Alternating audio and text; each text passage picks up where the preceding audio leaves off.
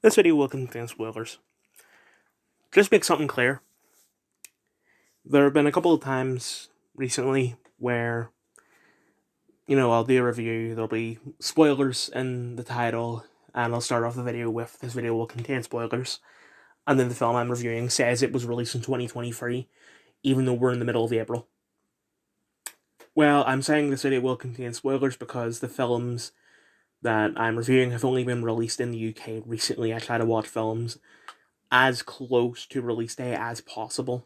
It's just been hard recently because there's been so many fucking films. There was a time where there was like 5 or 6 that were out on my list already. Like, you have the two I'm about to review. Baltimore. What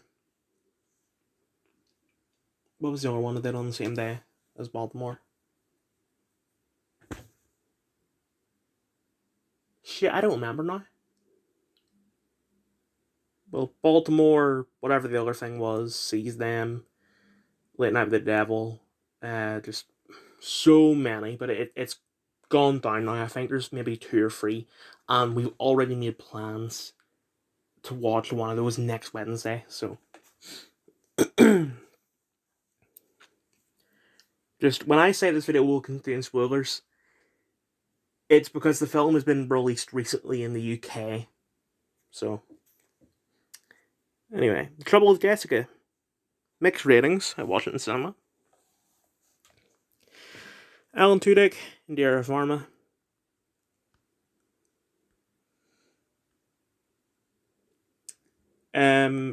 That's good. I like that. It felt a bit weird because I thought I was going to be the only man in the cinema because I was the second person to enter. And a couple more women entered. And then it wasn't until the film was about to play that, like, maybe 2 men showed up, and this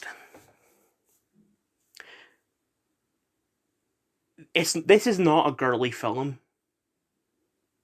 Like, I'm feeling that people sort of see any film that has the name of a woman in the title as a girly film. Like, they just assume that it's the next Sarah Marshall. But this just isn't. Like, there's no romance. Well, okay, there's romantic scenes, but overall it's not a romance film. It's just a dramedy about getting rid of a body. And even though they get rid of the body like halfway through the film, the last half is still good. Like, it's well done. It was a bit weird seeing Alan Tudyk in this. His acting in this is basically the same as his acting in Resident Alien. At least from what I remember, I haven't seen that show in years. And it's weird because I don't remember him acting like that in anything else, but it's just that Resident Alien is the first time, as far as I'm aware, that he was given like the starring role. Like Firefly, Powerless, everything else was either voice roles or he wasn't the lead. So I'm get maybe either that's the way he acts and I just haven't noticed it until now, or he's just too used to doing Resident Alien that it's become his default, because he definitely wasn't like that in Tucker and Dale. Tucker and Dale was the last thing I seen him in, although that was released in 2010.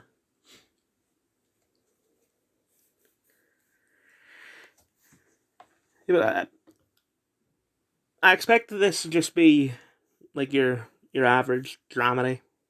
Um, I guess the closest thing I could compare it to is Game Night, but a bit more British. But no, they do have like a somewhat of an exploration of grief in it. And it's just well done. I've already repeated myself. The first Omen, mixed ratings. I'm watching it in cinema. I don't get why this calls it a short, considering it's 2 hours long. I know some people are going to be like, "Hey, but all these new films are 3, 4 hours long." Fuck up, I don't care. Anyway, Bill Nye, Charles Dance. I think that's the only people I recognize. Yeah. I just want to make clear, I've never seen any of the Omen films. I did watch the first episode of the show, Damien, but I didn't realize that it was a show of the Omen. So, shit. I might give the films a go, but I don't know. Um, I have never. I don't think there's ever been a time in anything that I've ever watched where I just want to like sort of go into that universe and fucking like beat the shit out of that church. Like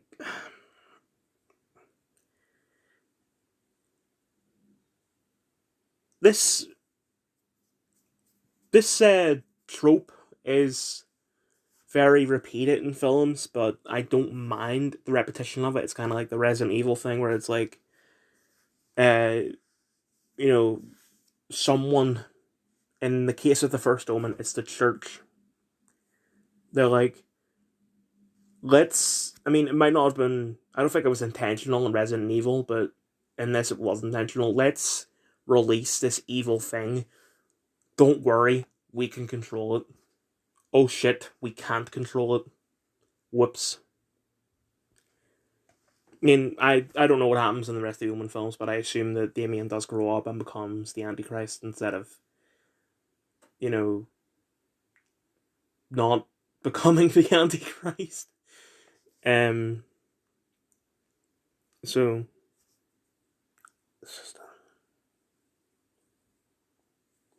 I mean, I knew Bill Nye was going to be part of the evil church, but it was a bit disappointing because I liked his character. I like him. I know it's not his first time. I put my phone down because I'm going to put a shirt on. I'm cold.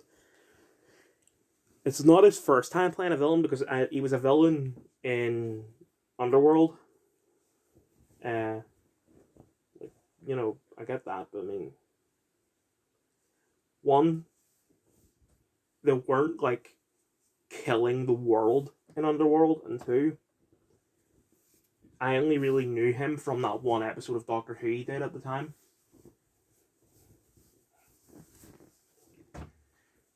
So this, I seen this because I was watching YouTube one day and a trailer came on by a girl getting pregnant. I was like, oh, it's the Immaculate trailer. Yeah, that film's pretty good. But then I saw Bill Nye. He was like, wait a minute, he's not in Immaculate. What the fuck is this? And then I seen the rest of it, and it was like first time. I was like, okay, gotta go check it out. I seen Immaculate with Ginger. Maybe Ginger will see this with me. And we were planning to, but I messaged him at like maybe 25 minutes. I feel like there's an eyelash in my eye. I was gonna have to continue. I messaged him at like 25 minutes before the ads started being like, "Are you still on for Roman?" He was like, "Wait, did I say today?" Yeah. Please don't tell me you're working or something. It was like, just watch out, fight me. So, I watched it without him because I mean,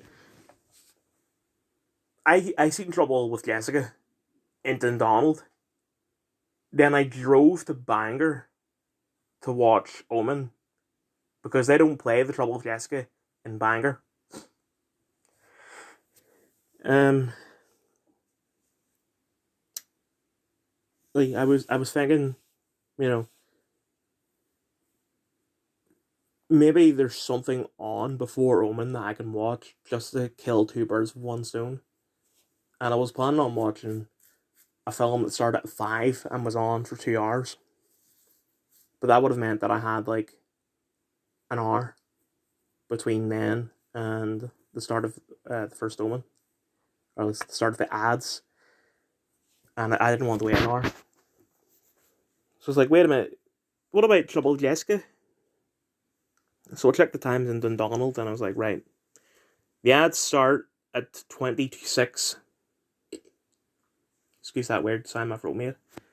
I started at 20 to 6. and the film's on for an hour and 40 minutes. So it'll end at 20 to 8, and I'll have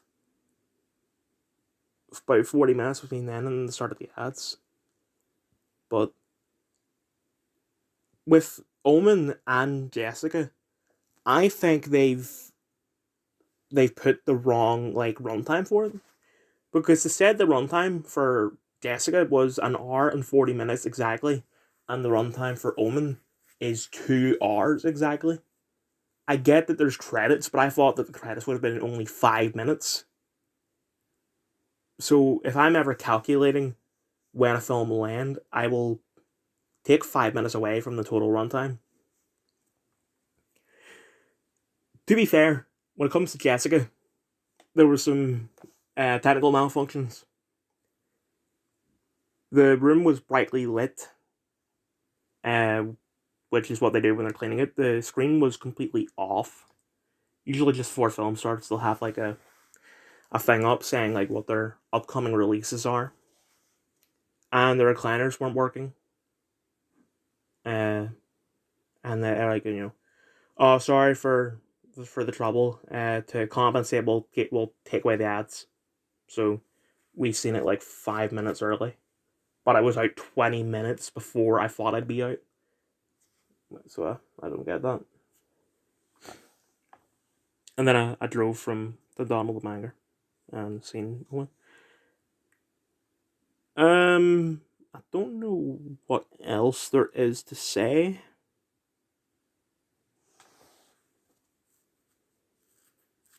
Because I feel like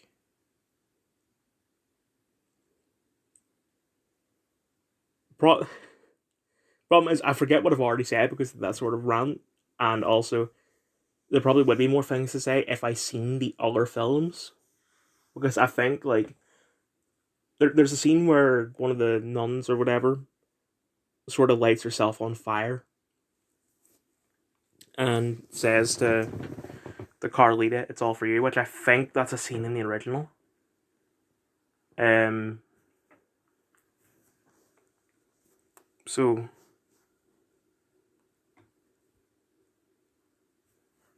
yeah, the only thing I can think of to like say is I'll do a comparison to Immaculate. The scarier one is this. The better one, in my opinion, is Immaculate. Although I would say this is better cinematography. Like the cinematography on this is really good. Um.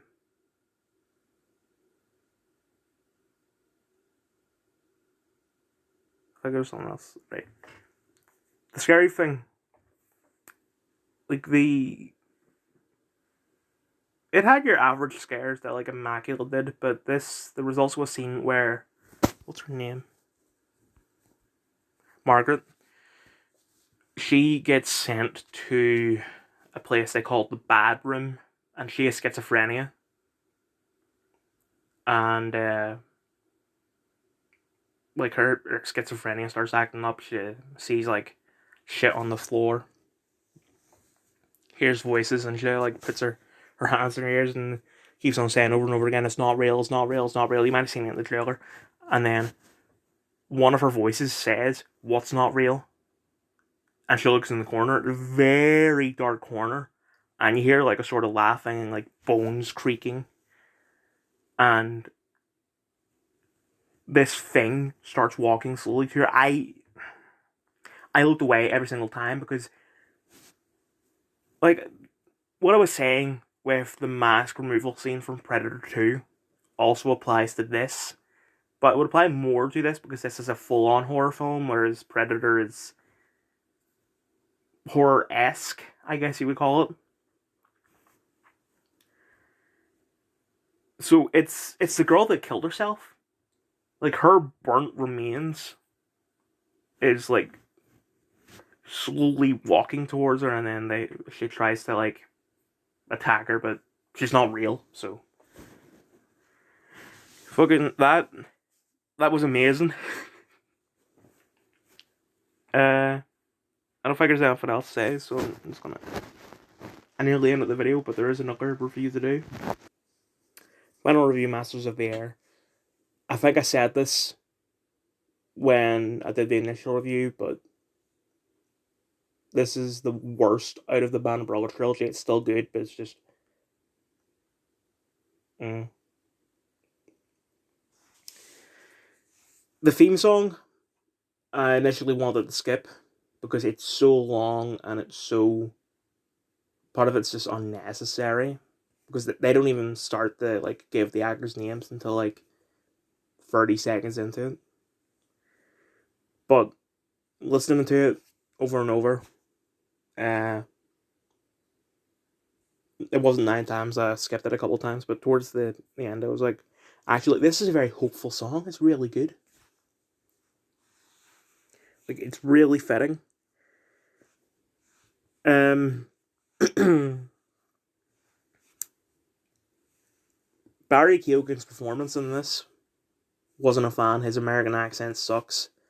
Like, you can hear. If you don't know who Barry Keoghan is, you can tell just by listening to him in this that he is an Irishman doing an American accent. Whereas Shitty Gaba, there are bits where you can hear his Rwandan Scottish accent, but other than those little tiny bits, his American accent is great, even though he doesn't say much.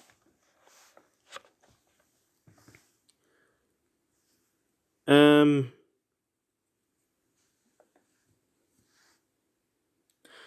I actually don't know what to say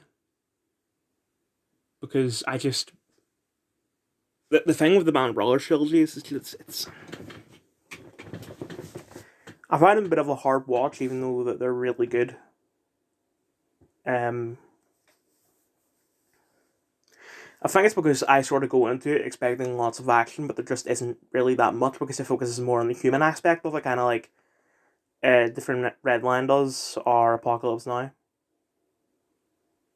Although I really like Film Redline, hate Apocalypse Now. This is somewhere in the middle.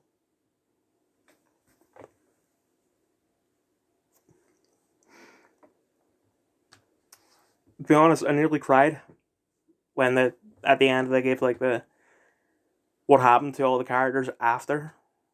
Um, if I weren't watching this with like my granny and grandpa, I probably would have cried. Um, but I didn't want to see them. I didn't want them to see me cry, so I just didn't.